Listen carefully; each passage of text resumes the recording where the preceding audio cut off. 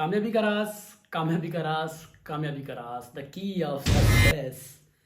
लिखने वालों ने इसे एक मौजू के ऊपर किताबें छाप दी हैं और बोलने वालों की घंटों घंटों की तकारीर इस एक मौजू के ऊपर अवेलेबल हैं।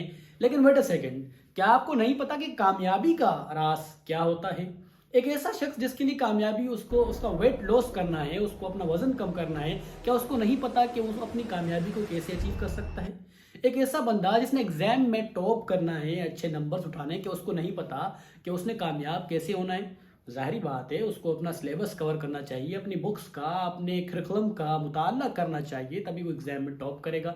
मसला यहाँ ये है कि वो पहला कदम अपने वेट लॉस के लिए, अपनी ड्रीम फिजिक्स अचीव करने के लिए और अपने एग्जाम में कामयाब होने के लिए जो पहला स्टेप है वो हमसे नहीं उठाया जाता। और उसके बाद, उस कदम उठाने के बाद कंसिस्टेंसी से जुड़े रहना, असल में यही बात है कि कंसिस्टेंसी इज की टू सक्सेस। यही कामयाबी का राज है। अपना कदम उठाएं, फिर उस मकसद के ऊपर एक कंसिस्टेंसी के साथ, रवानगी के साथ चलते रहें।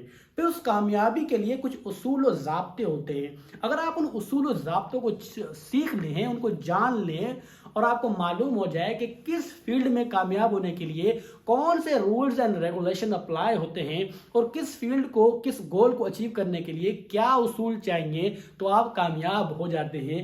हम इंसानों को जब अल्लाह रब्बुल इज़्ज़त ने खल्का पैदा किया तो हमारे लिए एक उसूल बनाया, एक हमारे लिए वे ऑफ लाइफ बना दिया जिसके मुताबिक अगर हम जिंदगी गुजारें तो हम जो है ना बड़े कामयाब हो सकते हैं। That's why the Michael Hart, the very non scientist, said about the prophet Mohammad peace be upon him, he was the master of both life. उन्होंने लिखा है कि नबी करीम सल्लल्लाहु अलैहि वसल्लम नंबर 1 थे। क्यों नंबर 1 थे? क्योंकि उन्होंने अपनी तमाम ज़िंदगी में, अपनी स्पिरिचुअल लाइफ में भी और अपनी दुनियावी ज़िंदगी में भी मास्टर्स थे। वो एक सक्सेसफुल पर्सन थे। वो क्यों थे?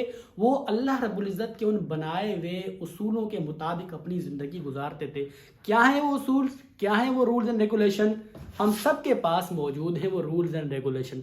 अल्लाह रब्बुल इज़्ज़त ने इस किताब के अंदर फरमाया है, वमा जिन्न वल इंस इल्ला लियअबुदून, और नहीं पैदा किया मैंने जिन्नों और इंसानों को मगर फ़कत अपनी इबादत के लिए। अल्लाह ने कहा है कि मैंने तुम्हें अपनी इबादत के लिए पैदा किए। अगर इबादत से मुराद नमाज और रोज़ा है तो अभी जो मैं आपसे बात कर रहा हूँ और आप मेरी वीडियो देख रहे हैं, ये तो इबादत के ज़ुमरे में नहीं आता। तो क्या ये इस आयत की खिलाफ वर्जी नहीं है? हम घूमते हैं, फिरते हैं, खाते हैं, पीते हैं, दोस्तों के साथ बैठते हैं, महफिल में जाते हैं, कारोबार करते हैं, ये सब इबादत तो नहीं है? नहीं, इबादत से मुराद बंदगी, यानी कि अपने आप को ताबे कर देना।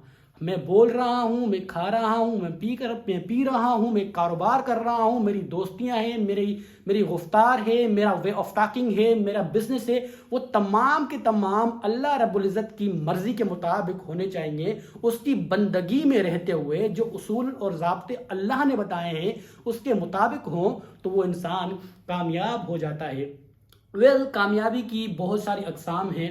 स्पिरिचुअल कामयाबी होती है, फाइनेंशियल कामयाबी होती है और उसके साथ साथ अज़वाजी ज़िंदगी की कामयाबी होती है। एक अच्छा वालिद होना कामयाबी है, एक अच्छा भाई होना, अच्छा शोहर होना, एक अच्छा मुआशरे का फ़र्द होना, ये सब भी कामयाबी का हिस्सा होता है। फिर क्यों नहीं एक अच्छा बिजनेसमैन होना, एक कामयाब पर्सन होना। ये बुरी बात नहीं है कि आपने एक जायज़ तरीके से माल और दौलत जमा किया है और कमाया है, वो भी एक कामयाबी है। लेकिन उस कामयाबी के लिए इस किताब के अंदर अल्लाह रब्बुल इज़्ज़त के बनाए हुए क्या रूल्स एंड रेगुलेशन हैं, हम आने वाली वीडियोस में उसको जानने और सीखने की कोशिश करेंगे। ये सब जानने के लिए और मेरे साथ साथ सीखने के लिए स्टे कनेक्टेड, स्टे ट्यून।